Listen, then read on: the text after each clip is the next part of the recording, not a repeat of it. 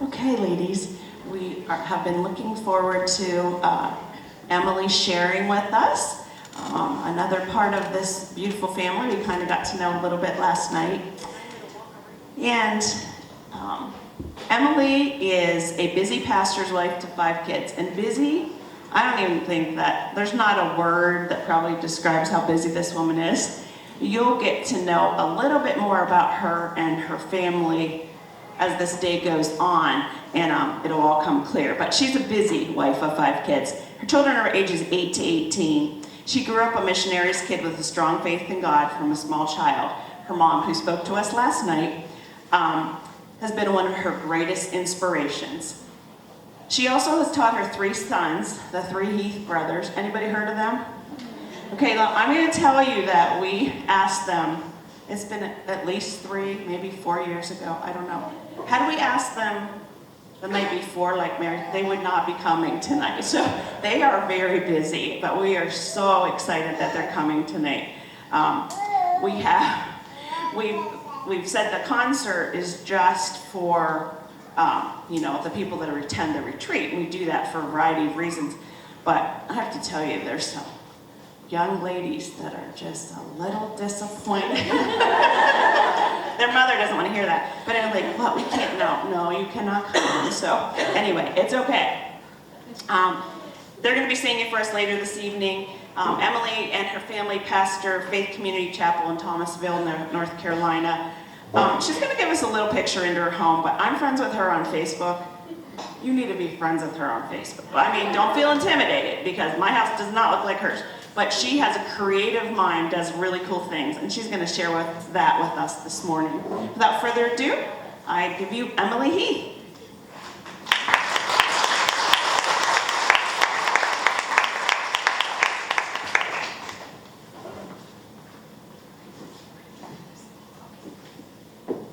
Test. Oh, it works. That'll be a plus. Can you hear me okay? I've never worn a lapel mic in my life. I watch my husband wear one every Sunday, and I've never worn one in my life. But good morning. It's really good to be with you guys and see quite a few familiar faces, people that I have known for a very long time. My husband is pastor in Thomasville, North Carolina, but we pastored, see, I'm flunking at it already. But we did pastor for 7 years in Gratz, Pennsylvania. So in some ways it feels like we're coming home. I had 3 of my children at Hershey Hospital, and so we know a lot of these places and areas pretty well. But I am a mom of 5 kids. I am kind of busy, and like she said, my husband and I were talking a couple days ago, and we said, if we would have known when we signed up for this 2 years ago what we know now, we probably maybe wouldn't be here, but it must have been God's will, because God plans our steps, and I believe that. And I just want to say, I feel like Linda did such a great job. I feel like there's so much that we can learn from older women that have gone through things and raised children that are Christians, that we have so much that we can learn from them. And in fact, sometimes I've started, even to younger moms, I'll state my opinion, not in a rude way, but I'll try to give them encouragement, because young moms aren't really programmed necessarily to come and ask people for help. So sometimes you have to try to help if you can do it in a nice way and not be rude about it. But before I go into the decorating, which seems really shallow after Linda's talk and these wonderful songs and talking about the help that we need from God, my mind's having a little bit of a hard time adjusting, because I feel like I've just come off of a spiritual high with my boys. You guys know that my boys travel and sing, but this past week they did 6 concerts at Dollywood. And that doesn't sound very spiritual, because people don't go to Dollywood to hear about Jesus. They go to Dollywood to look at the jack-o'-lanterns. And they go to Dollywood to, ride the rides and see the shows. And God has given us an opportunity to be in Dollywood. This is our 2nd year. And God spoke to my heart last year, and he said, Emily, this is a chance. This is a mission field, just like going to Africa. Dollywood is your mission field. And so we made a decision last year that we would proclaim strongly our testimony, and that they would have kind of a sermon and song while we were at Dollywood. And I will tell you, there are some people that get up and leave. because they're so offended by the truth that they're not expecting to hear at Dollywood. But what an opportunity, and God has blessed it. The boys have a brand new song, this new CD that they just put out. They have a brand new song that's pro-life. It's on purpose, preaching pro-life. Because now we've been traveling and they're in public schools. They went to 24 public high schools this past year. So God has really been opening doors of ministry. And I feel like coming off of that high onto decorating feels like, oh, this seems really unspiritual. But I know decorating is important as well. But as we would sing our pro-life song, there were people that would get up and walk out because they were mad that we would say we choose life. Because a doctor in Hershey, Pennsylvania tried to get me to abort one of my twins. And so that is a strong testimony for us. We're very strong on pro-life, of course. But the rest of the people that stayed would give them standing ovations. And to see people stand for the truth is just something powerful. And God has been, I don't know, I have never seen God work like I've seen him work in the last year. And I feel we are no better than anybody else. But I feel so privileged to be in the middle of where God is working. And but as I transition into decorating and this kind of thing, because this is what I was asked to talk about, and I will talk some more about the other stuff on Sunday, I just want to be faithful to give God glory. You know, we always pray and say, God, if you help me, I'll give you all the glory. So I think it's important that we pray for God to help us, and he did help us. Decorating used to be really a lot of a bigger deal to me. I did a lot of weddings. I used to, on this campground 20 years ago, I used to come to AYC, and they would tell me, because they gave everybody so many jobs, and they would say, if you just decorate the banquet for us, you don't have to do another thing during AYC. So I would do the big banquets that they would have. And it was a lot of fun, and I used to do more and more and more of it, and now that's kind of gotten less and less. Somebody came to my house the other day, and they said, oh, look at your house. And I was like, oh, thank you. But right now my house matters, you know, about this much in the scope of what I would rather be doing. But at the same time, I will say that I want to have a welcoming home for my family. Nothing makes me happier almost than to see my husband walk in the house and go, oh, you know, that the house is decently clean, or there's a candle, or there's a meal. And I think it's important to make our homes a welcoming place. Not only that, I grew up a missionary's kid, and we were terribly poor. I mean, really poor. And my mom, who you met last night, who is my hero, is a celebrator. And she would bring us breakfast in bed every time we had a birthday. It didn't matter if it was peanut butter and jelly, we were going to get breakfast in bed on our birthday. And I lost my brother at a young age, and she took some tragic situations that were just enough to make you want to, you know, jump off a cliff almost. And we were robbed several times. I was held at gunpoint. A lot of really traumatic things happened in my childhood. But my mom, instead of emphasizing the negative, and there's a lot of negative to emphasize no matter where we are, she emphasized the celebrations and the positive. And you know what stuck with me? That. So to this day, all 5 of my kids will tell you they get breakfast in bed on their birthdays. And I think it is important to do that kind of a thing. Let's see, where am I supposed to get in my notes? So kind of as I got busier and busier, I used to do a lot of weddings and stuff like that, but as I got busier, I kind of just used my kids' birthdays as a way to scratch my itch of decorating and to make them feel special at the same time. And my kids can tell you, for my first birthday we did this, for my second, but I didn't have that growing up. So you don't have to have birthday parties to have a good childhood. I think I would say that the number one thing, well, first of all, the way this is labeled on the brochure says creative entertainment, not necessarily birthday parties, but she had asked me to bring a birthday party of one that I had done for my kids. And I have pictures on here of a whole bunch of different birthday parties that I've done. I'll put the iPad down here if you want to look and see some of the ones that I have done for my kids to make them feel special. But I want to say on the fact of creative hospitality that you guys nailed it. Whoever was in charge of those bags that are in our rooms, one of the tricks that I have learned is I may serve on paper plates because like Christmas, I had 132 people at my house. I do a lot of entertaining. but I do paper plates. My husband said when he found out I was going to do this, he said, tell him how to do it your easy way. Because I want to have people over. My heart is this big, you know, I want to have everybody over. Let's have everybody in the church over. But realistically, I only have this much strength. And I only have this much time. And I have 5 kids who are more important than that event. And I have my devotions that I still need to have. And I think sometimes we have to think realistically, how can I do this? How can I have an event? Or how can I entertain? Or how can I make people feel special and loved? And do it in a way that doesn't take over my life and make me a grouch and make me stressed out, because that's happened. But the welcome bags that were in our room was such a good thing. Sometimes I will, we have like prophets quarters where we live, and I will just put a basket over there, and just like even what was in our basket, M&Ms. Who did that? Who did those? You did. That was amazing. I appreciate that. But because I know how much it means. I remember being a poor little missionary kid. And I can remember going to Gratz, Pennsylvania, and the brother and sister Hooker were the pastors. And their youngest daughter put cookies on my pillow. I can still remember that. And that was when I was in college.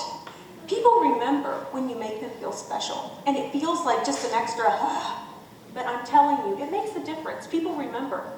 Yusette told me this morning, I don't even remember her name. She said to me, I remember you, and when I remember you, I think of Cheese Whiz or spray cheese.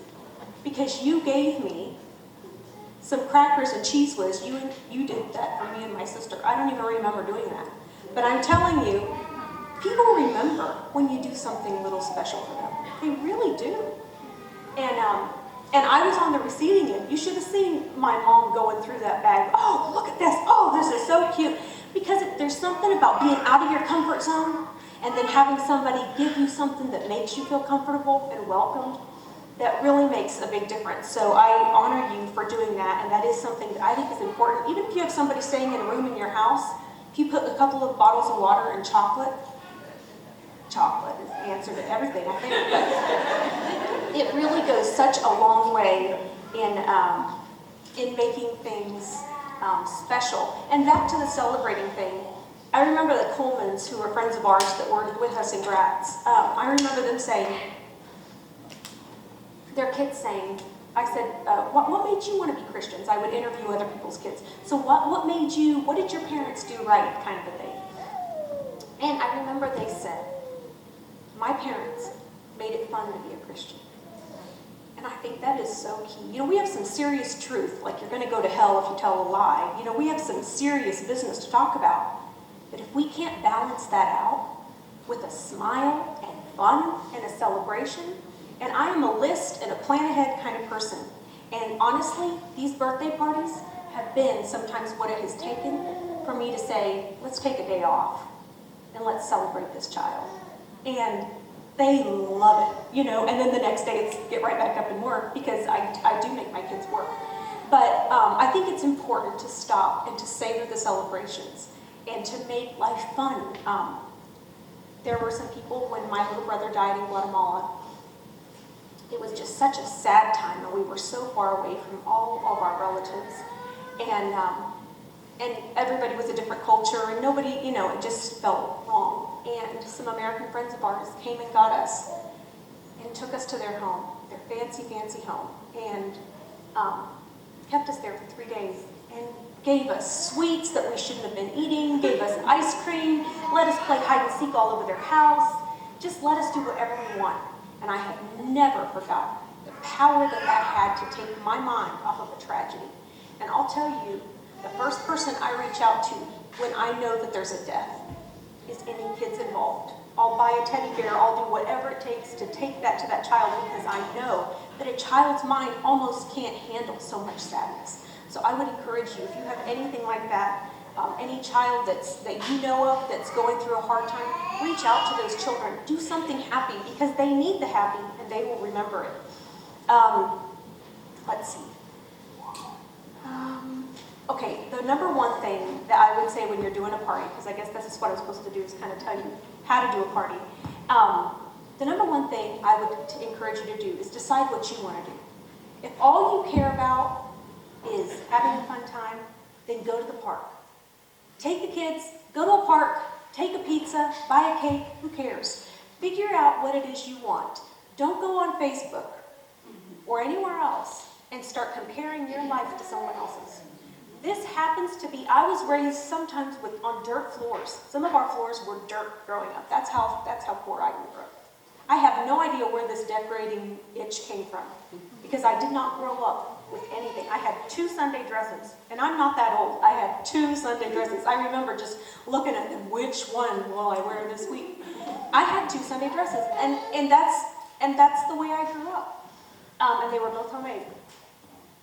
So I don't really have a big, oh yes, I came from this. I don't know where this came from. This is a gift from God. That God has given me a knack for it, I guess, and whatever. So I'm trying to use it for His glory and for my family's benefit. But figure out what it is you want and what you're happy with. Don't listen to, oh, she did this, so I have to do this. Oh, they did that. You know, that it really, comparison is a sin in so many ways. It defeats our Christian life, and it defeats our focus on God. I have a lot of things that, there's a lady in my church, morning, noon, and night, everything is China. And I can't do that. I'm just going to have to do paper plates. So there's the sin of comparison, I think, is very true. But let's see. The thing that I care about is pictures. I didn't ever have pictures growing up. My parents, my whole life could fit in one album. And so I want to take pictures of my kids and with their birthday parties. So that's kind of a thing that I do. And I'm going to just tell you a couple of ideas that work for me to show you kind of how to do a party if you want to try to do one at home. Some things that have worked really easily for me. Let's see. Can I get down that way? Maybe not. Okay.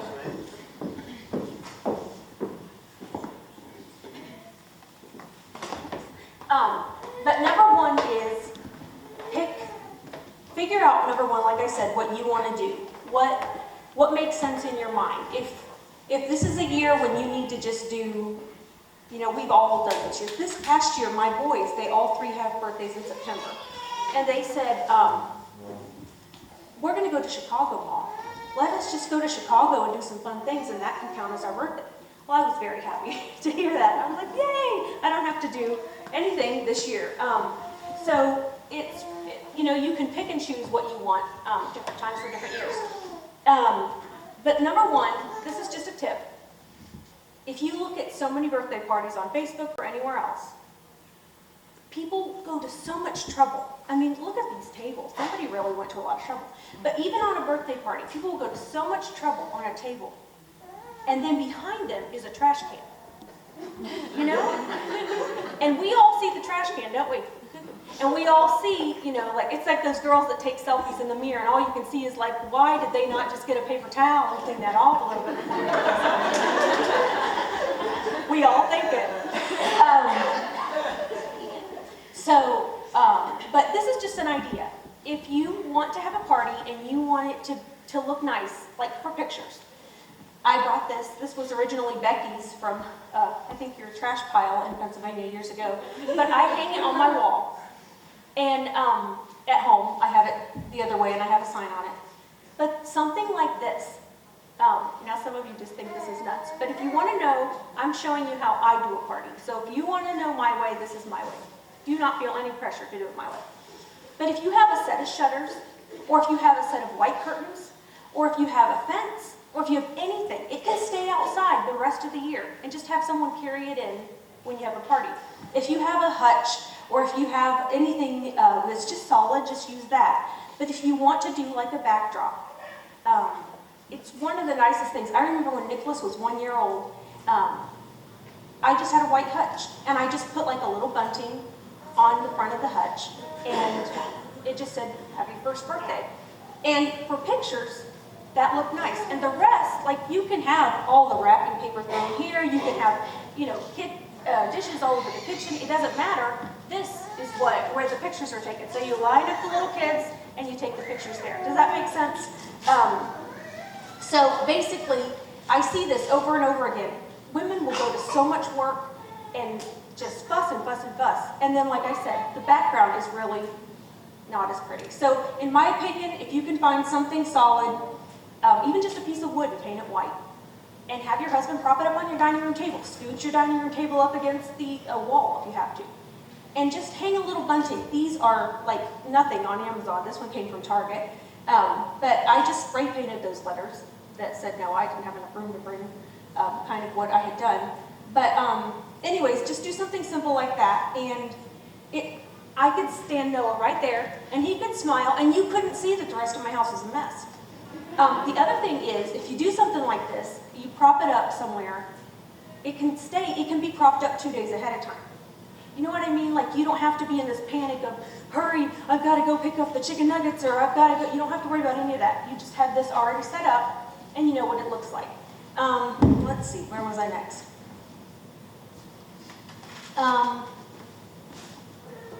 The other thing is, this party was from when Noah turned 4. I just happen to have some stuff, he's 9 now. But my other suggestion is, when you do a party, if you want to do any kind of event, and you want to decorate, is to pick 2 major colors. Don't do 5 or 7. If you see a cute thing that is purple and you are really doing pink and white, don't buy the purple thing. This is just telling you how I do it. A lot of times, everything gets so busy that our eyes are just like, oh, there's a lot of beauty, but where do I look? I do that with my house too. I kind of try to just keep the numbers of the colors down. So I usually do 2 colors and white. So like here, it's navy and yellow and white. And really, I mean, I'm going to tell you about this. So here, and I also repurposed. That's my next thing. So I picked, next I picked my theme. I should tell you that. So I picked something that my kids like. This was Noah's favorite book, Little Blue Truck. So I started thinking, okay, I think I've got a truck somewhere. Let me see how I can figure out something like that. I've done trains. You can look on the pictures. I've done trains and flamingos and all that. This felt a little more fallish, so I brought this. But Little Blue Truck was his favorite book. Well, this was an easy thing to do. Now this pig, the other thing I do is repurpose. This pig, he doesn't usually say pig out because I don't really need that standing in my kitchen, but I did spend some money for this pig. But do you realize that something like this that I bought that is a little bit more substantial, maybe a little bit more expensive, guess what? He's every season. He can have a Christmas wreath. He can have any event that I'm having, he can change out and say whatever message I want him to say. These yellow boots are from my laundry room. My laundry room, their decoration, I have grass in them. My laundry room is done in yellow and gray, so I just pulled those from my laundry room. This is a truck that somebody gave me. My sister actually gave me. So that would have probably been a more expensive truck, maybe like $50. I don't know how much you paid for it, but let's just say $50. So the nice thing about this is it used to be red. Well, it became blue for the truck part, of course, and put a hay bale in it. But if I wanted to, in fact I do, put plates in it for Christmas. I put a Christmas tree in it at Christmas. Plates in it for different seasons. I put a Christmas tree in it for Christmas. And this little truck over here, it's got muddy wheels in it if anybody wants chocolate donuts. But the other thing I try to do is I try to do things, okay, so I told you what I want. The number one thing is to pick what you want. What I want from a party is I want my kids to have fun, I want it to look pretty, and I want a picture. I don't care about the food. I know that's almost sacrilegious to say in Dutch country. And I've tasted some of your wonderful food. But I don't really care about the food. I have a friend named Mandy that will stay up all night, the night before her kids' party, to make their cake.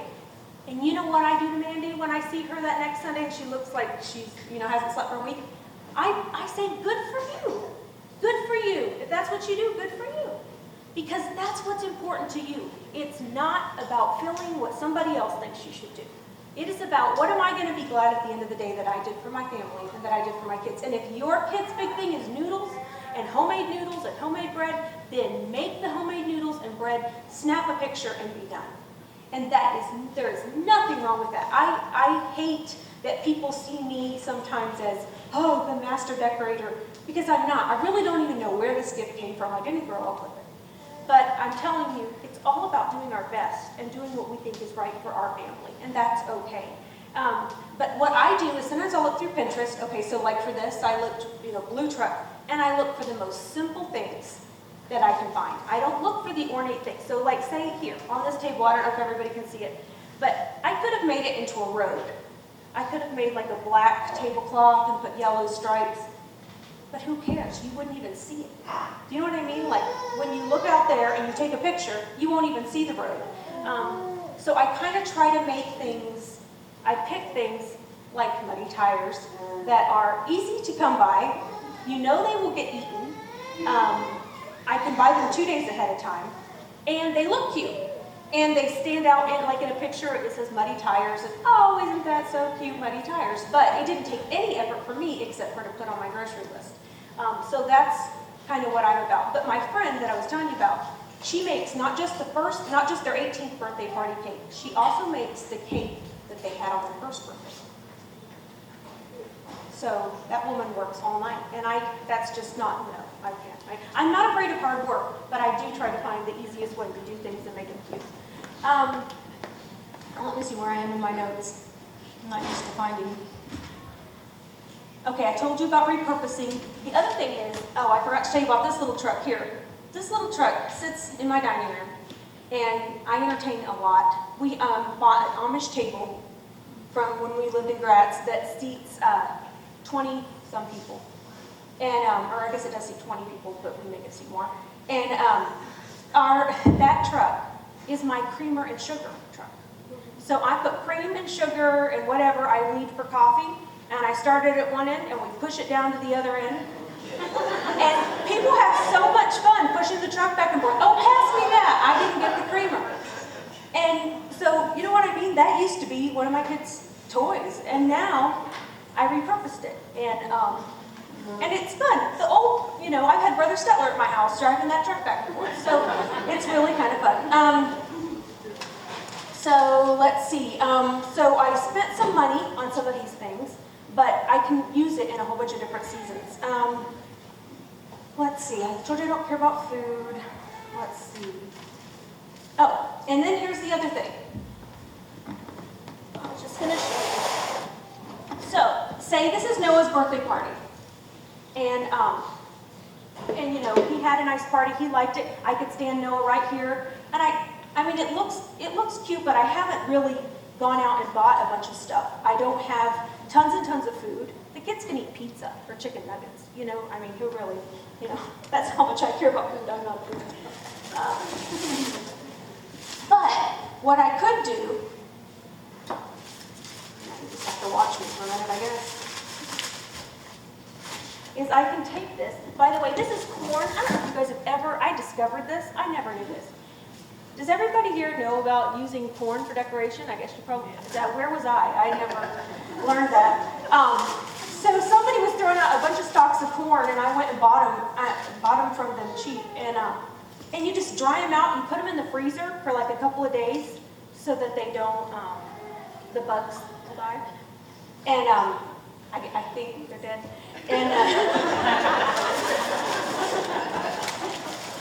And all you have to do is take out the little blue truck and say goodbye to the shovels for more corn.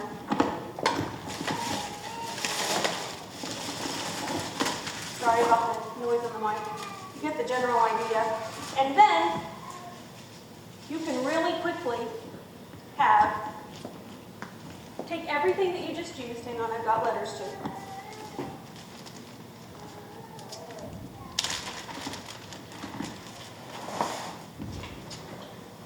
And if you learn to buy things that can be used for several different seasons. I remember Becky, Paulus, and I used to talk, we started buying like white plates that you could use in any season.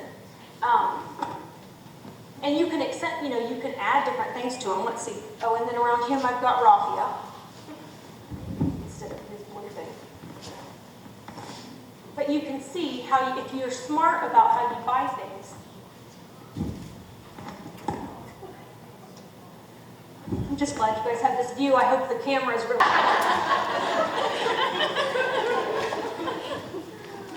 Oh, and here, I have candy corn to put in the truck, so I don't know how it'll taste. You guys can have some later. But you can put candy corn in the truck, and just like that, you have... Oh, wait, I forgot. Pumpkin, and hang on, I have something else in here.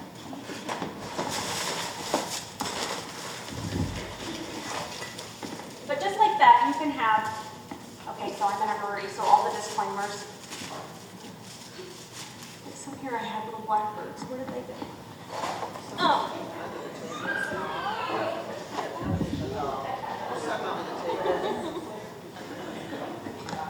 Oh, he's under the table. He flew under there. I can't help it. And then I live in North Carolina now, and this is what everybody says all the time, which is kind of a fallish thing too. So something like that, I actually have this hanging up at my house in fall, and as you can tell, I homemade the sign.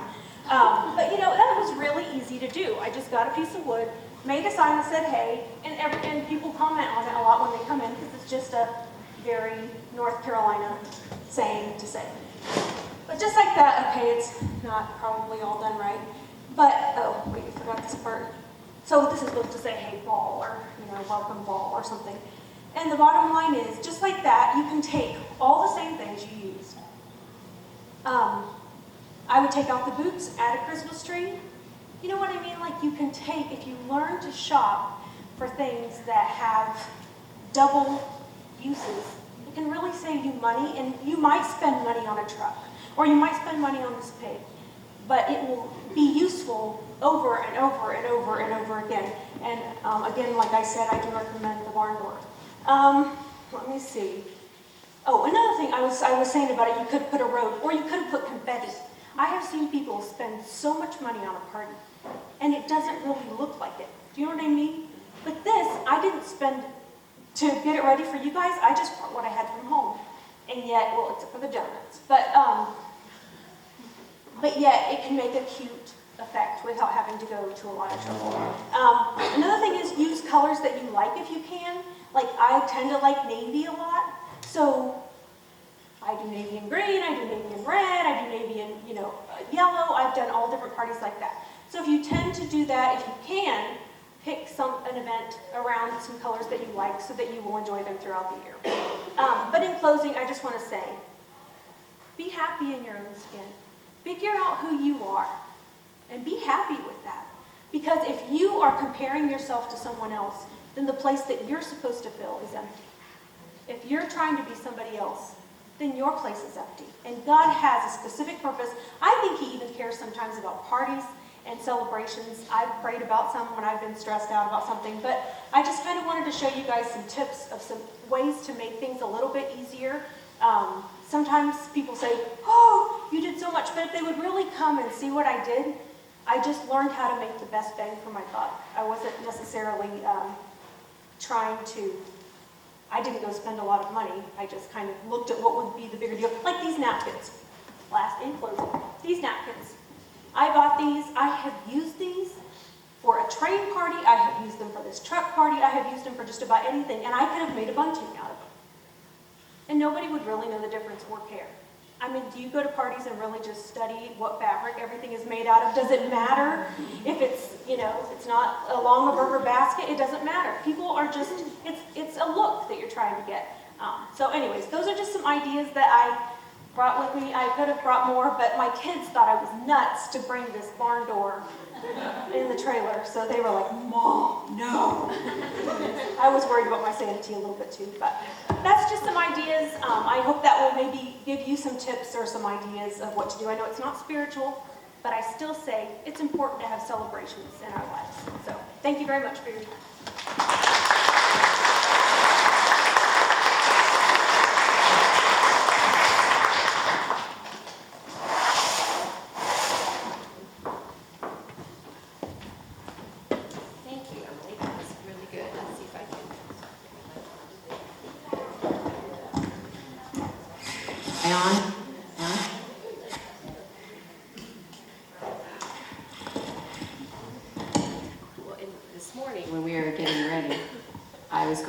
songs in the list in my head, and one of the songs was God Said You're Gonna Make It, and then I thought, well, what are we gonna make?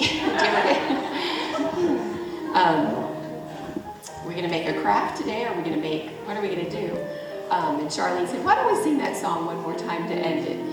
Maybe some of you aren't as crafty as others, but that's okay. Guys, everybody has their own gift in different ways. Whether it's making a loaf of bread for somebody, or just what it is, but enjoy your gift and allow God to use you. But we're going to run through that song one more time as we end.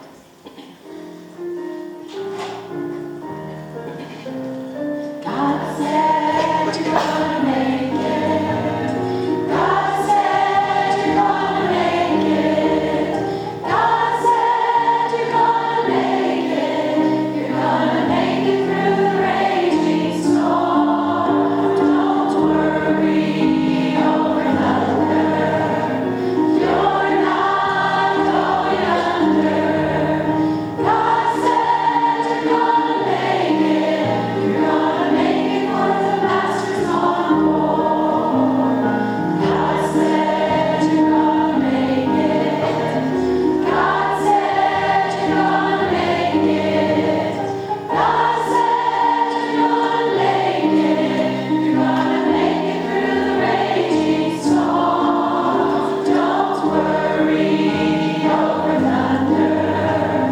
You're not going under.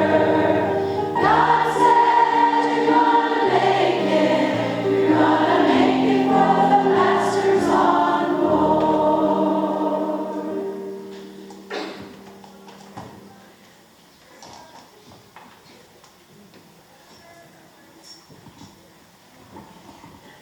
All right, thank you, ladies.